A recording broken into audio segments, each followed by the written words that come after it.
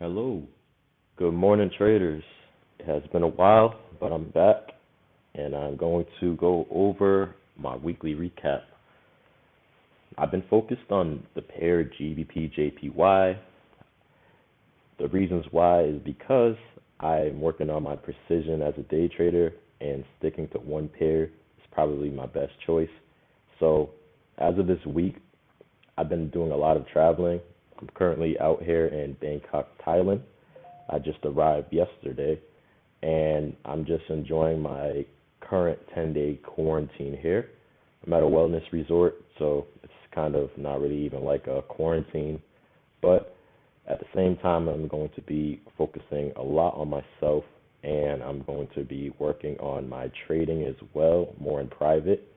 But for my students, I figured I'd do a little goodwill and send you guys some videos, even though I'm not trying to reveal much right now. I want to go over this pair. I want to go over just briefly what I went as far as my day trading.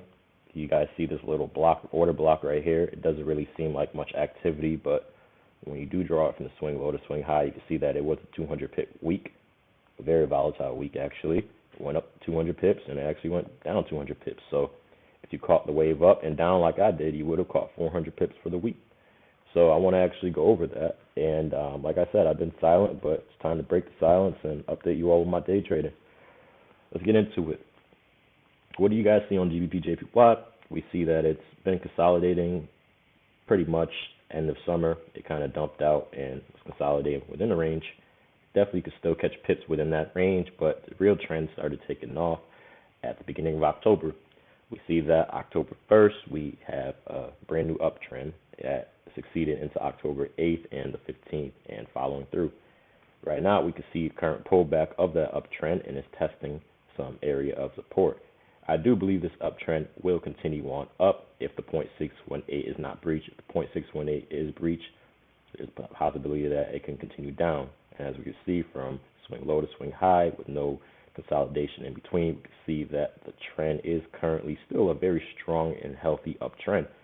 So the price has dropped around the 0.618 early November, and then it consolidated around that point all the way through current time. It then had a breakout day. I caught this move. This was on the 16th, and then it went up 148 pips. After that breakout day, there was a couple congested days, and then there was a pullback day, and this was stopping out any bulls. This was a major test, and this was a Friday, end of the week, and it was a trap move. I don't believe this is going to go down, but for bulls that had their tight stops in and just before it continues to drive up, this is the retest of the breakout before the continuation on up. That's what I see on the macro scale. Now, when we do go into the micro scale, go into the 4-hour, go into the intra-week time frames now, we can see that more detail what I was looking at. 4th, 5th, 6th, 7th, 8th, 9th, 10th, 11th, this is all consolidating.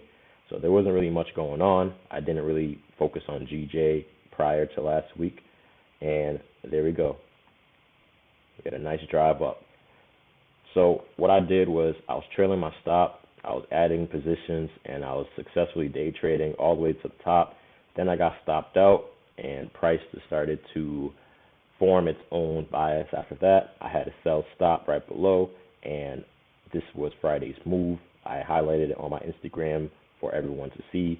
Unfortunately, my Discord did not receive it. I'm kind of just staying off of that for a while. There's not enough engagement. So, unfortunately, for you guys on Discord, invite your friends and start to interact a little bit more because it seems like I'm speaking to a dead market. I'd rather speak to my Instagram. But yes, price did drive. It crashed, and we caught that move as well. I came off the plane, and I was in the money. Actually, it closed out in TP, and I started looking for a reverse because I saw the 4-hour bar. It was incomplete. I mean, this was a very bearish Marubozu, bullish bearish engulfing candle, which engulfed the previous days. But we still are focused on raw price action at the end of the day. So just because it's a strong move doesn't indicate that the market is going to shift. It's just indicating it was a strong move. And that's also a hint that maybe you're a little late to the move if you see it already printed on the chart.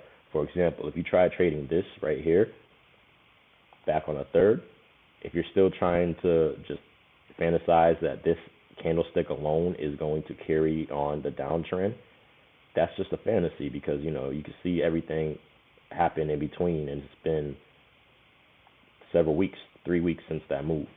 So keep fantasizing. Here we go, another one. It failed to close below the lows of the zone that we're looking at.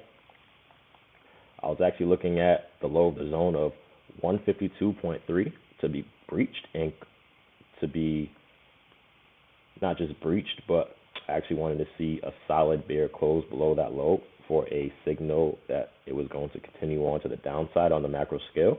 If that were to happen on Friday, then we could see on the daily time frame how price would have pushed further down, and I would have been looking at 200 pip downside target around 150.4. So that did not happen, and I'm actually happy it didn't happen, because now it signals a lot of opportunity to the upside. So I want to mark a couple of horizontal ranges for you all to see.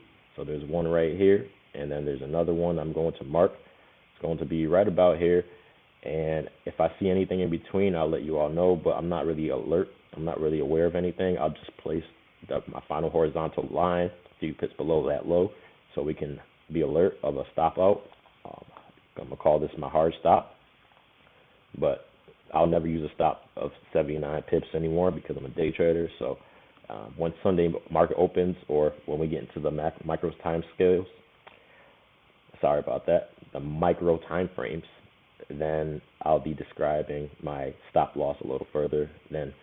But just on this time frame alone, what we can see is that there's just a failure to push to the downside. And what happens after a failure is probably going to be a retest of that actual trend. So that's what I'm suspecting on Sunday, is a move testing this trend. Let's go into the 30-minute time frame now. I usually skip the hourly time frame because, to be honest, the 30-minute time frame is the 15-minute and the hourly combined. So if you can read the 30-minute, it just saves a lot more time and it's just a lot less confusion. So you pick your own time frames at the end of the day, but I figure the 30-minute works best for me over the hour and the 15. So what we see right now is, okay, this is just more detail. Just gonna get past all of this. All right. Right now we're looking at highs of 153.3. Okay, this is gonna be my Sunday execution. If the highs of 153.3 can be broken, and we can have a secure close above those highs on Sunday, we can suspect price to continue on up for about another 100 pips. It may hesitate, maybe 43, 50 pips away, right around 153.20. So take partial profits there. But if price does close above there, form some sort of retest and continuation to the upside, at that point, I could definitely find another entry, trail my stop, move any position stop from down here, above up here, and follow the trend for the rest of the week until we reach the next area of confluence, I'd say, which would be about 154.6. But when we look right above, we have another area around 156. So 154.6 is not really an area that I'd be worried about. When we look at the 4-hour time frame, 154.6 is really not a strong area of resistance. So it's not an area that I'm really I don't care. So I'm actually going to take price beyond that. So I'm already projecting it to break that zone and continue on up. So my initial move for the beginning of the week, if all goes well, should be a 300 pip weekly move. And you guys know how the market works. It doesn't go linear, so anything can happen in between. You just have to be patient and wait. When I go into the 5-minute time frame now, just see a little bit more detail, just highlighting it one last time. Price goes down, goes up. It's a nice solid bear trend. Went to a consolidating range, indicating that that bear trend is over. And now on the 5-minute time frame, we can possibly see a rise to the upside. That's it, guys. Literally, Gbpjpy summed up to you guys in a very brief moment. No connection right now, my broker, because it's the weekend, and IG, for some reason, doesn't log me in on the weekend. And What else? I want to go over one more thing with you all. I want to go over the economic calendar. So if you look at the economic calendar, you can see that here's all the news events that happened on Friday. There was some GBP news, retail sales. I mean, I'm not really a news guy, but looking forward, and that's kind of what dropped the price right there, was the fact that there was medium impact news. I mean, disregard CAD. I'm just looking at GBP. There was medium impact news on GBP. Just simple as that. That's all you need to know, and that's what impacted GBP on Friday. There we go.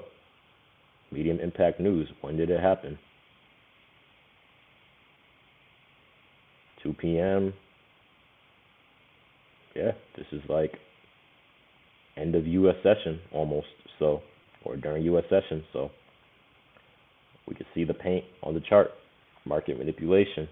If it was a strong enough move, price should have kept on going, but it was just manipulation. Now looking forward for the rest of the week, I don't really see anything on Saturday is USD. I'm not focused on USD. I'm trading GJ. Sunday, there's no news. Monday, there's nothing. Tuesday, there's going to be some news at 4:30 p.m., but that is on Tuesday, the 23rd. So we have a few days of no traffic. So let's look at the chart one last time so we can see where it could possibly go. If the daily close did not close below that region, then there's a possibility that the next day could simply engulf all of this, or the next 2 days could engulf all of this. And then when that news happens on Tuesday, that could either be a breakout towards upside, giving me momentum to fulfill my target for the week, or it's going to have a reversal back towards the downside, which is why I indicated as possibly it's just smart to take partial profit at some points anyways, because partial profit is better than giving back all of your profits because you were right, but you failed to, you held it too long. But that's it, guys.